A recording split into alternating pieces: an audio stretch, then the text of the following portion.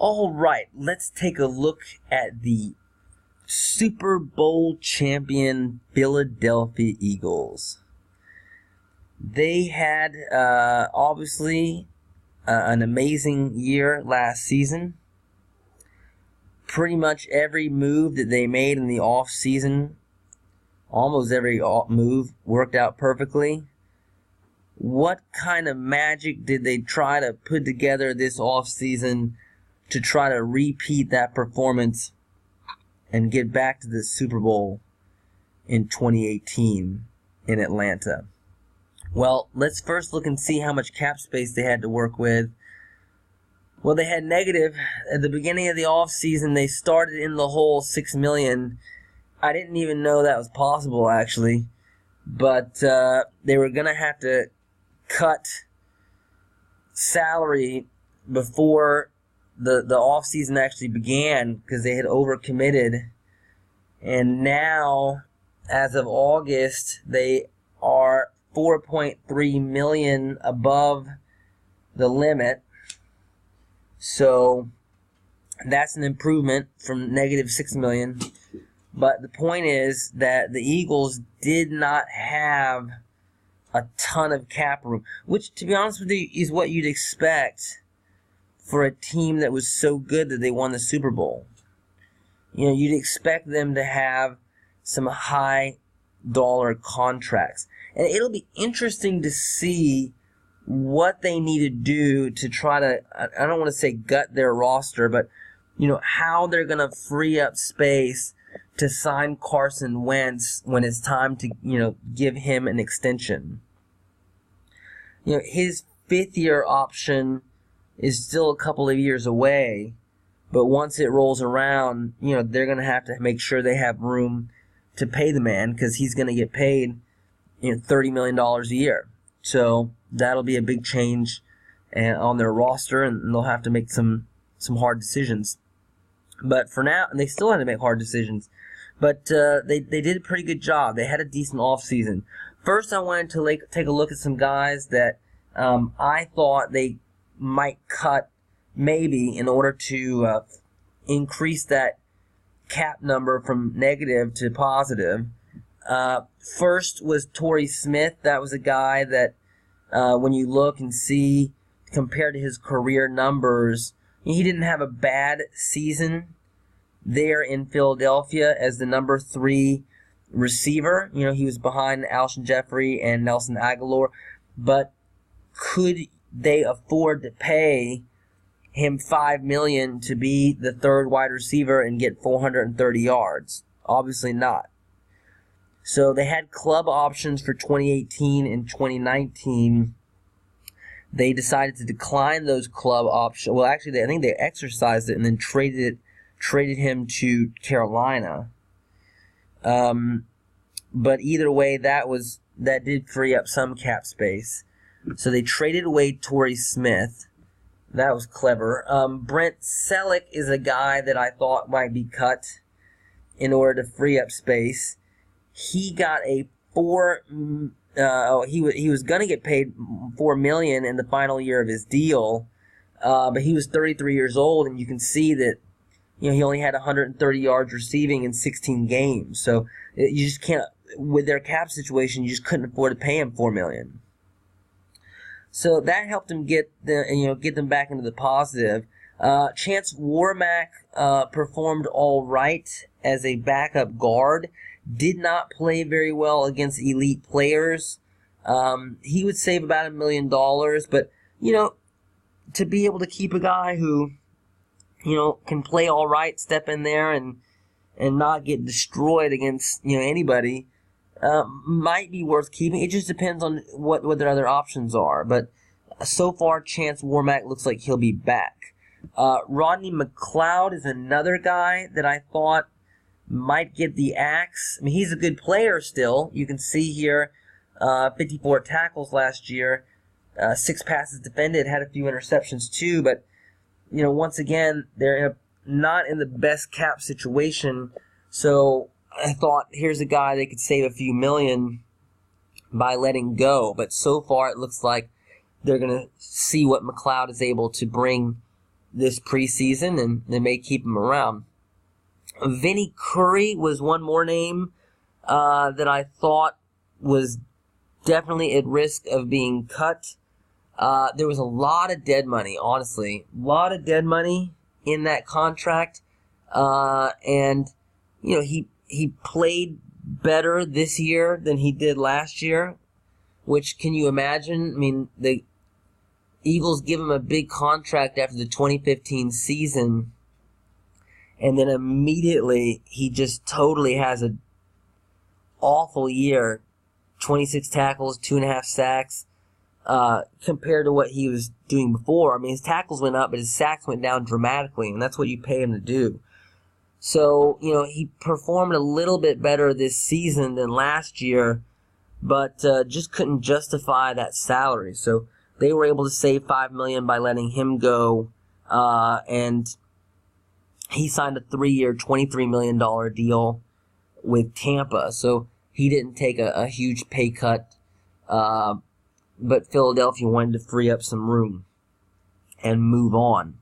Now let's look at who were the guys on offense who were free agents for the Eagles. Unrestricted free agents. With the restricted free agents, you can put a second round tender on them. If you put a second round tender on them, you pay them about $3 million, which isn't tiny, but it's not a huge amount, and you can keep him pretty much. Most teams won't want to give up a second round pick in addition to paying the guy, so you can keep him around for another year. So who were the unrestricted free agents on offense? Well, LeGarrette Blount, that is one of the big names. And I feel so bad. I'm surprised I do, but I do. I feel so bad for LeGarrette Blount. He didn't have a huge contract with New England, and he tore it up. 703 yards, 4.3 yards a carry. They had 1,100 yards, 18 touchdowns in 2016. Then, the best, I don't know how in the world, the best he could do, I mean, yeah, he's 30 years old, I get it, but still, the best he could do after getting 1,100 yards and 18 touchdowns was a 1-year, $1.25 million deal with Philadelphia. Then he gets he has a pretty darn good year, 766 yards, 4.4 yards a carry. Would have had more yards, but they traded for Ajayi. And then he gets a 1-year, $2 million deal with Detroit. I mean, he just doesn't get paid, to be honest with you. I mean, look, I wish I had $2 million right now, I'll tell you that right now, but at the same time, when you have guys who are getting, now granted, who is the guy that signed a huge contract this off season? Le'Veon Bell got franchised and he got paid like $14 million. Oh, it was Todd Gurley. Todd Gurley got a huge contract, like maybe $15 million a year, $14 million a year. But obviously, LeGarrette Blount is not Todd Gurley. I'm not crazy. But what I'm saying is, Devontae Freeman, he got, I think, $6 million a year, something like that. So he couldn't get even $4 million, even $3 million, $2 million. The best in last year, he only got $1 million. For a guy who is putting up the kind of numbers he puts up, I think he gets underpaid. And I don't know if he has bad representation, or if I'll never forget when he was at Boise State and they played Oregon State and he punched that guy in the face. I'll never forget it as long as I live. So I don't know if that ghost continues to haunt him or what, but he just doesn't get huge contracts. But he won't be back with Philadelphia next year. Trey Burton is another guy who, was a free agent, and you knew the Eagles just weren't going to be able to keep him. He only had 248 yards, did have 5 touchdowns though, but he wasn't even the starting tight end. He was playing behind Ertz. He was your number 2 tight end and had 5 touchdowns. So, great production for a guy that was on a 1-year tender, worth $2.7 million. And Chicago brought him in, gave him 4 years, $32 million deal. So Chicago wanted to tie it in, and Trey Burton was probably the best one on the market and he got paid.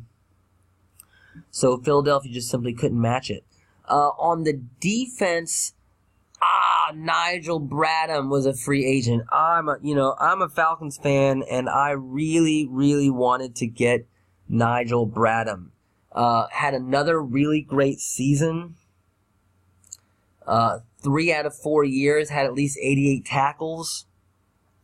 Plays well in coverage. Had 8 passes defended last year. Just really all-around linebacker. But he was very important to the Eagles, and they signed him to a 5-year deal worth $40 million. So, good for Bradham. He's a great player, and I'm happy for him.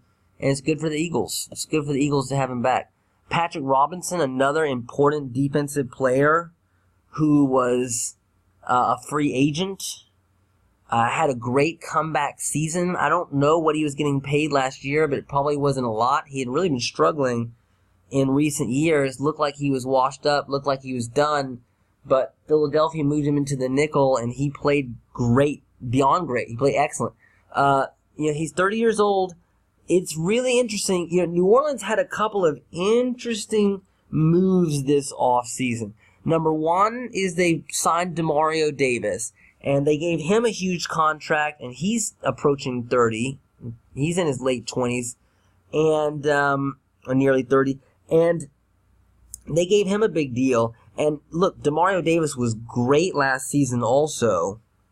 But as these guys get older, you're kind of buying them at their peak and paying these big monies, big contracts, hoping that they're going to be able to continue this production as they start to get towards that over-the-hill point. So for New Orleans to sign him for 4 years and $20 million, man, I don't know.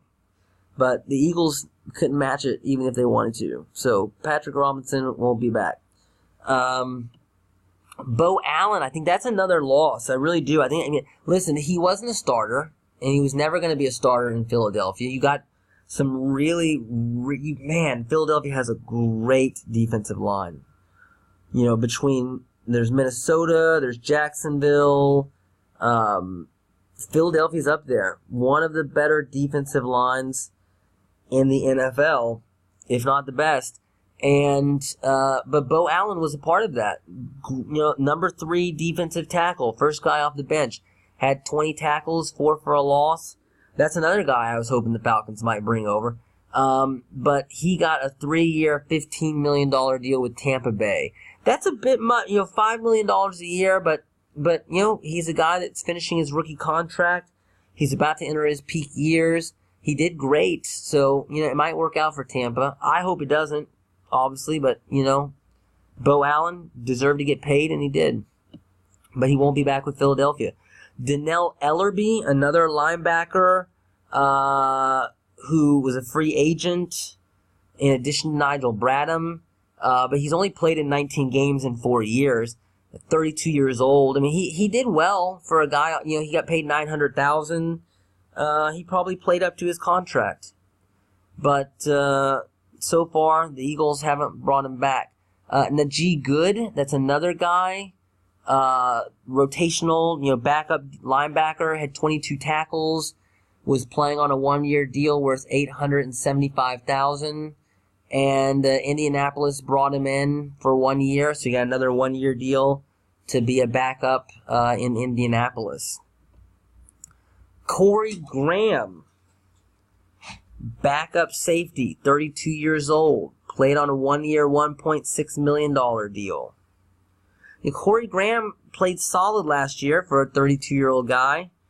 But when you like I said, as it says on the screen, when you've already invested so much money in Malcolm Jenkins and Rodney McLeod, the question was, I thought they might cut Rodney McLeod, maybe bring back Corey Graham, but they decided to let Corey Graham walk and bring back Rodney McLeod. So you just probably can't afford to keep them both given the cap situation.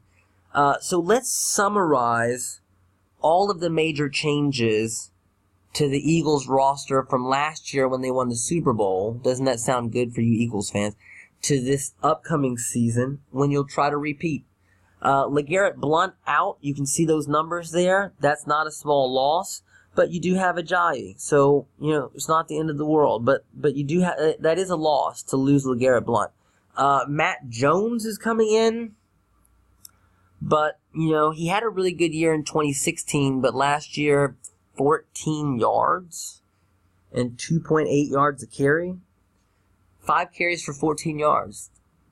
We'll see what kind of year he can have with the Eagles.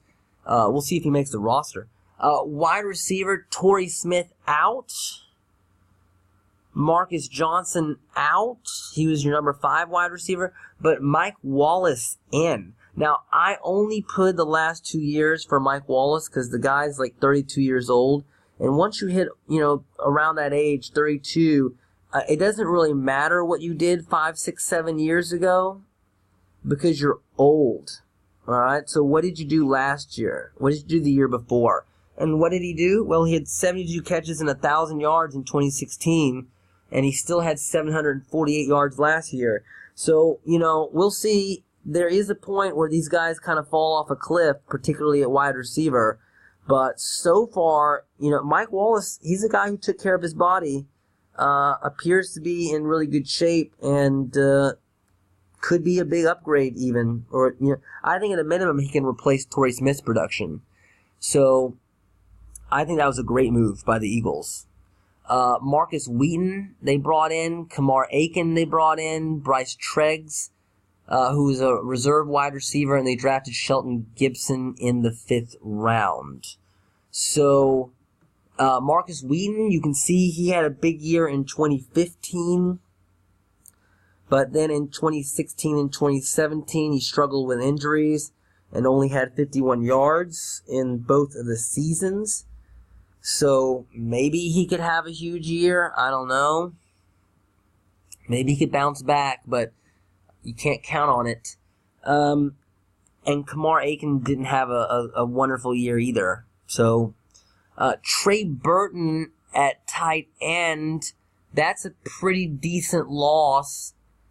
He was listed as your number 3 tight end, and Brent Selleck was listed as your number 2 tight end in terms of snaps. But overall, Trey Burton outperformed him. And he's much younger. Selleck was a great tight end for many, many years, but he's just 33 years old. So both those guys are going to be out. Dallas Goedert was drafted in the 2nd round to serve as that number 2 tight end there in Philadelphia. Seems to be playing very well in the preseason, or rather in the training camp. Richard Rodgers had a big year in 2015, but hasn't had very big numbers at all the last couple of years. And then Joshua Perkins has been mostly a reserve, didn't even have any yards last season. But Dallas Goedert, that's the guy you want to keep an eye on to play opposite of Ertz when you go to 2 tight end sets. At tackle, Will Beatty is out. He was just a backup kind of reserve player there, provided some depth. The Eagles drafted Matt Pryor in the 6th round and Jordan Mailata in the 7th round. God, am I rooting for Jordan Mailata. I tell you, if there is any player maybe in the NFL not on my team that I'm rooting for, is Jordan Mailata. Man, I would love to see this guy do well. Would love it. Looks like a beast, right? Australian rugby player, huge, fast. I mean, everybody says that, but he's learning things that other guys have been doing, for 6 years or whatever, right? From high school, let's say some of the guys played since middle school or peewee or whatever, but let's assume they started in high school. All right, well, that's like 4 years. Let's assume they started their junior year. That's probably untrue, but let's say they started their junior year of high school. That's 2 years plus 4 years of college. That's 6 years they've been learning these fundamentals, leg kicks, just all the basic things. And he's had to learn all those things guys have been learning and practicing for 6 years and do it in 6 months, But man, am I rooting for him. He is a total beast, and he seems like an incredible person. He plays the guitar, and they say you just can't rattle the guy. He just, like, the coaches will scream at him and curse at him, and you just can't get it. He's just so easygoing. But he's also, like, determined and focused, and I'm really rooting for him. I would love to see him, I don't think he's going to play this year. I just hope he can make the team. I kind of doubt he'll make the active roster, but I think he has a decent shot of making the practice squad. But I'd love to see him make the active roster. Big fan. I'm a big fan of Mailata. At defensive end, Vinny Curry is out. He's going to be 30, and his numbers just haven't been what they needed to be to justify that contract. But Michael Bennett is in, but he's going to be 33. But look at that. 2 years ago, he had 10 sacks. And I think these years are actually off. I think that actually this is 2016 that he had 10 sacks. In 2017, he had 5 sacks. But regardless, the guy still has some in the tank for sure. Michael Bennett is huge. He's a great player. And I think he's, it's pretty safe to say he's an upgrade over Vinny Curry. But at the minimum, it's not a drop-off you wouldn't expect. And then the Eagles drafted Josh Sweat in the 4th round. So holding steady there on the defensive line. And your defensive line is just amazing. Defensive tackle, Bo Allen, first defensive tackle off the bench. He's out. That is a loss for sure. Justin Hamilton is also out. He was a reserve guy. Haloti Ngata is in.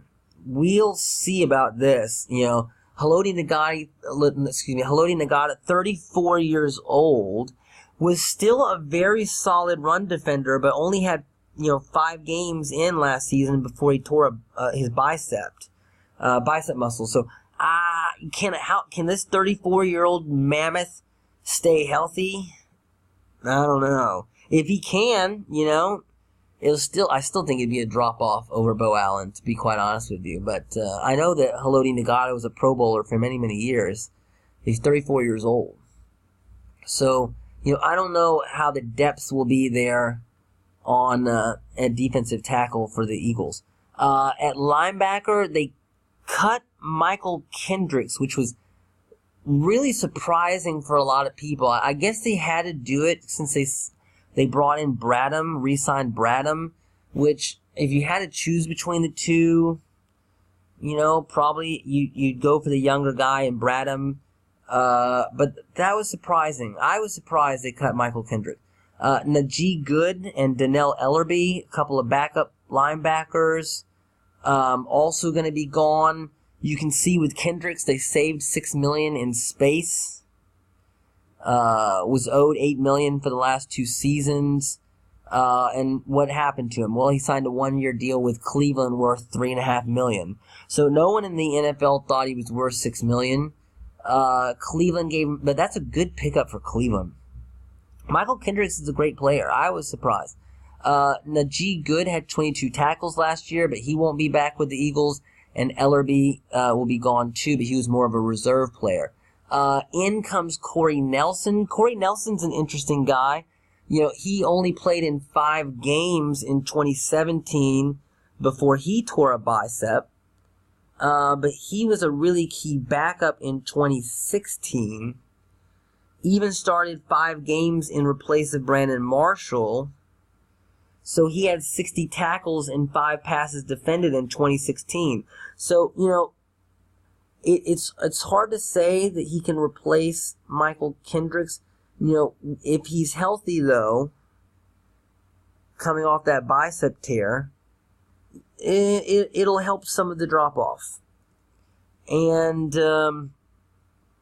you had signed Paul Worlow. I put him on there, but then he tore an ACL, and so he won't be actually playing this season, which I felt bad for him. as a Falcons fan, I love Paul Warlow, but to be honest with you, he's pretty athletically limited anyway. Leroy Reynolds, a reserve linebacker, also for the Falcons. He will also be in as well. He'll be a guy that will try to take Dannell Ellerby's place. So at linebacker, probably a little bit of a drop-off there, but not a huge drop-off. There's Michael Kendrick's numbers, okay? 77 tackles last year, 6 passes defended. Good numbers. 2 sacks, 3 tackles for a loss. Really good numbers. Cornerback, we mentioned Patrick Robinson out as the nickel. Played really great. 18 passes defended, 4 interceptions. Just more than great. I keep saying it. Played excellent. Dexter McDougal also gone. He was a reserve corner.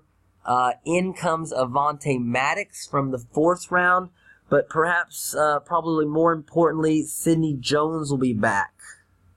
He tore his Achilles last season. He was a 2nd round pick in 2017. So how will he respond after tearing his Achilles?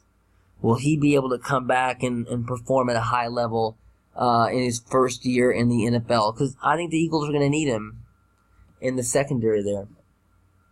At safety, Corey Graham is out. He was a backup. Jalen Watkins out. He was a backup. So, but you guys have some safety. They were not starting safeties. You still have your starters back there at safety. Overall, I'd say the Eagles are holding steady, which is, hey, that's great. When you win the Super Bowl and you can hold steady, that's not bad. Maybe a little bit of a step back at running back, but not a huge step back because you have Ajayi. Maybe even a small improvement, maybe, at wide receiver. At tight end, it'll be, holding fairly steady because you have Goddard coming in the 2nd round. So the offense, and then Carson Wentz will be back. So the offense could easily be better, even better, depending on how Carson Wentz comes, how healthy will he be coming back from that ACL tear. And then on the defense, defensive tackle depth won't be quite as good. Linebacker, maybe a small drop-off. Defensive end holding steady. Corner, maybe a drop-off. You'll be competing. You got a great chance. You got as good of a chance as anybody in the NFC.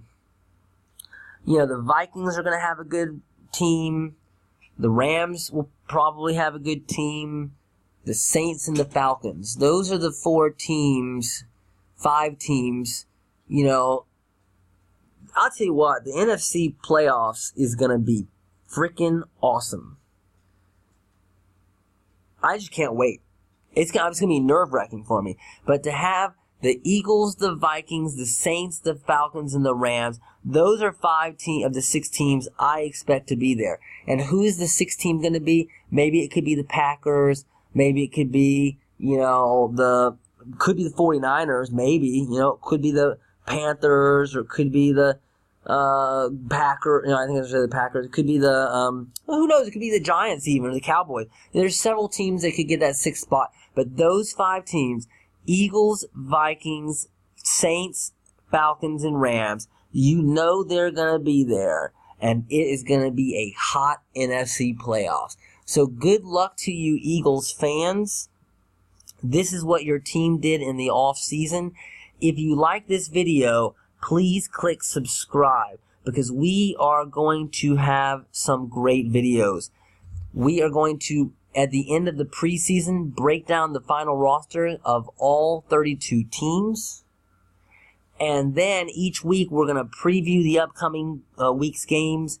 And then in the middle of the week, review the previous week's games. So you don't want to miss it. Click that subscribe button, because we're going to have some of the best coverage of the NFL on YouTube. Thank you very much.